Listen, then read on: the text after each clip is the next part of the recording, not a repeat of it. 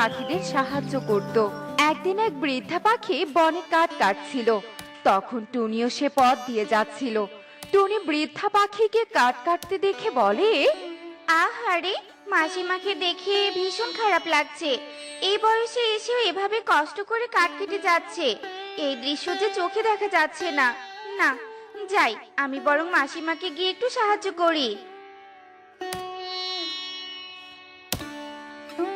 মা টুনি, এইখানে কি করছিস তুই? মাসিমা, আমি এই পথ দিয়ে যাচ্ছিলাম, তোমাকে দেখতে পেয়ে তোমার কাছে এলাম। কিন্তু তুমি এই বয়সে এসে এভাবে কাঠ কাটছো কেন? কাঠ না কাটলে খাবার কোথায় পাবো রে মা? আমার যে এই পৃথিবীতে আপন বলতে আর কেউ নেই যে আমার মুখে দুমুঠো খাবার তুলে দিবে। নিজের জীবন বাঁচাতে আমাকে যে কাঠ কাটতেই হবে। মাসিমা, তোমার কষ্টের কথা শুনে যে আমার চোখে জল চলে এলো। দাঁড়াও, আমি আজ তোমার কাঠগুলো কেটে দিচ্ছি, তোমাকে কষ্ট করে কাঠ কাটতে হবে না। এ কি বলছিস রে মা? তুই এত ধনী পাখি হয়ে আমার জন্য কাঠ কেটে দিবি? তোর তো কষ্ট হবে। ধনী পাখি হয়েছি তো কি হয়েছে, সেজন্য আমি তোমাকে সাহায্য করতে পারবো না? তা কি হয়? দাও তো দাও, দাও দেখি কুড়ালটা, আমি তোমাকে কাঠ কেটে দিচ্ছি। এ কথা বলে টুনি মিনু টুনটুনির হাত থেকে কুড়ালটা নিয়ে নেয় আর নিয়ে কাঠ কাটতে শুরু করে।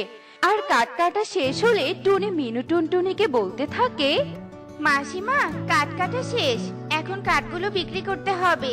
কিন্তু তুমি তো কাঠগুলো নিয়ে বাজারে যেতে পারবে না। তুমি বরং তোমার বাড়িতে চলে যাও, আমি তোমার কাঠগুলো নিয়ে বাজারে যাই আর বিক্রি করে আসি।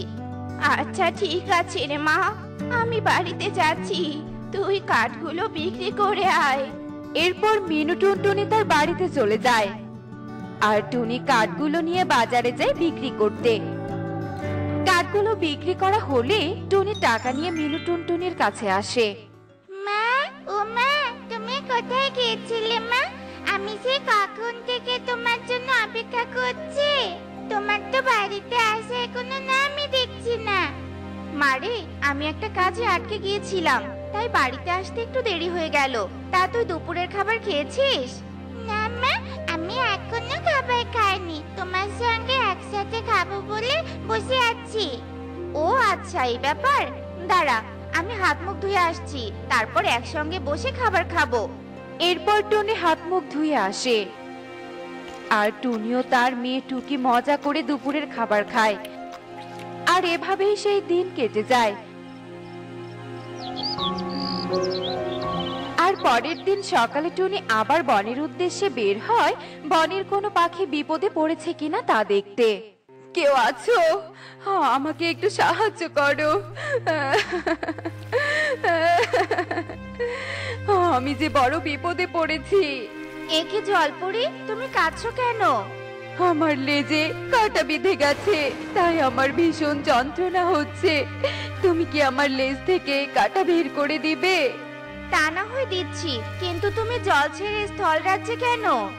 আমার স্থল রাজ্য দেখতে খুব ইচ্ছে ছিল, তাই মাকে বলে আমি স্থল রাজ্যে এসেছি। মা আমাকে অনেক বারণ করেছিল, বলেছিল স্থল রাজ্যে আমার কোনো বিপদ হতে পারে, কিন্তু আমি মায়ের কোনো কথাই শুনিনি। মায়ের কথা না শুনে অনেক বড় বিপদে পড়েছি। তুমি মায়ের কথা না শুনে অনেক বড় ভুল করেছো, আর কখনো এমনটা করো না। দাঁড়াও, আমি তোমার লেজ থেকে কাঁটাটা বের করে দিচ্ছি। টুনি জলপরীর লেজ থেকে কাঁটাটা বের করে দেয় আর জলপরী টুনিকে বলতে থাকে, তোমাকে অনেক ধন্যবাদ আমাকে সাহায্য করার জন্য। তোমার এই ঋণ আমি কখনো ভুলবো না। ঠিক আছে জলপরি, তুমি এবার জল রাজ্যে